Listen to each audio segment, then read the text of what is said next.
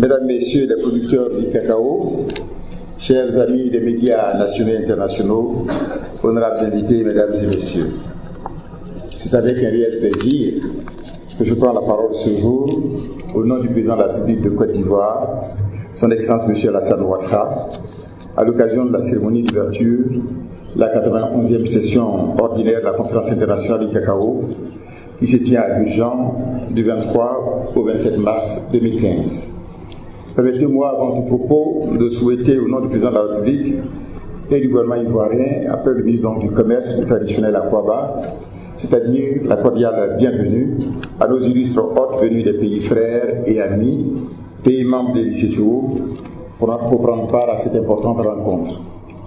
C'est à la fois un honneur et une grande fierté pour la Côte d'Ivoire et le peuple ivoirien d'accueillir cette rencontre internationale de réflexion sur les problématiques de la culture du cacao et de la consommation des produits de base à base de cacao à travers le monde entier. Je saisis l'heureuse occasion de cette cérémonie pour exprimer les remerciements à la gratitude du gouvernement ivoirien et du président du Conseil international du cacao pour avoir permis la tenue interivoirienne de cette 91e session du Conseil. J'associe à ces remerciements le secrétaire exécutif et l'ensemble des pays membres de notre organisation. Mes remerciements et encouragements vont également à l'endroit du comité d'organisation co-présidé par le ministre du Commerce, de l'Artisanat et la promotion des PME, M. Jean-Louis Villon, et le ministre de l'Agriculture, M. Mamadou Sangafoua Koulibaly. Honorables invités, Mesdames et Messieurs, en novembre 2012, en ce même lieu, donc de l'État d'Ivoire, s'est tenue la première conférence internationale sur le cacao. La déclaration ainsi que l'agenda global pour le développement de l'économie cacaoyère qui en sont issus recommandaient à chacun des membres de l'ICCO de définir et de mettre en œuvre des plans nationaux de développement durable de la filière.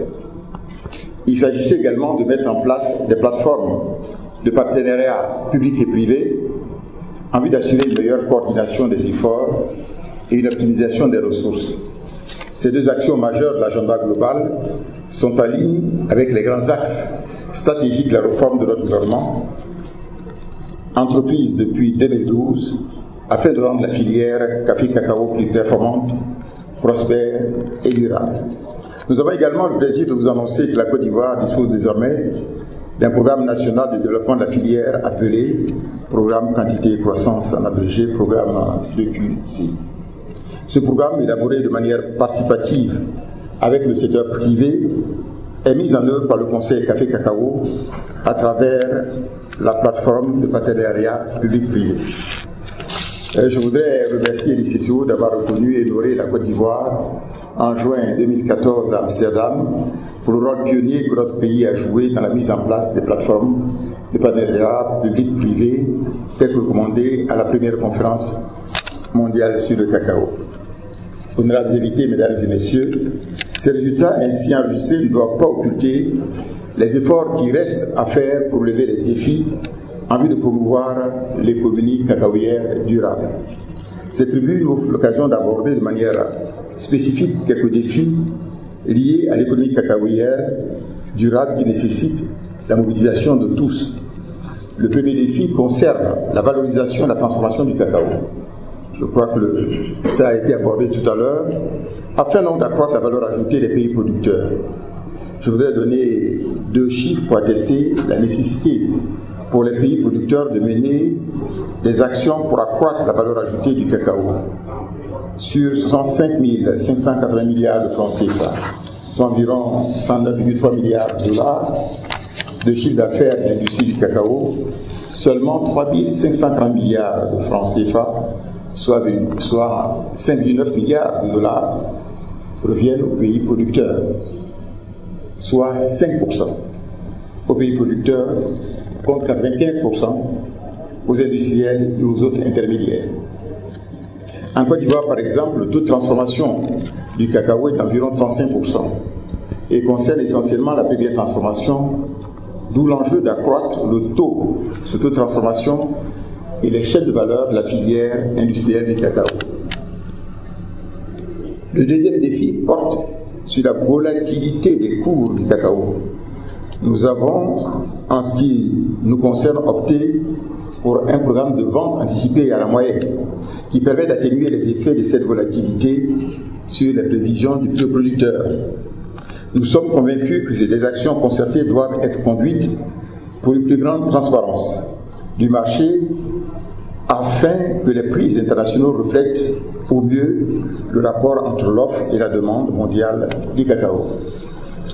Les réformes entreprises dans la filière ont permis également de garantir la bonne qualité de la production et des revenus plus substantiels aux producteurs. 1309,65 milliards de francs CFA, donc aux alentours de 2 milliards de dollars en 2014, soit 20,51% de hausse par rapport à 2013, ce qui représente en moyenne 7% du produit intérieur brut de la Côte d'Ivoire. Le troisième défi concerne la lutte contre les pires formes du travail des enfants. Notre pays a pris des dispositions réglementaires, institutionnelles et organisationnelles pour éradiquer ce phénomène. De nombreux efforts ont été consentis dans les pays producteurs pour contenir et lutter contre ce phénomène. Or, toute campagne médiatique faite autour de cette pratique semble parfois ignorer non seulement les efforts en cours, mais elle a tendance parfois à travestir et à grossir les faits. Je propose dans ces conditions que soient conduites des campagnes médiatiques qui restitueront la réalité des faits en mettant l'accent sur les efforts accomplis. Pour notre part, le gouvernement continuera ses efforts pour lutter efficacement contre ce fléau. Le quatrième et dernier défi est l'amélioration des conditions de vie des producteurs et du capital humain.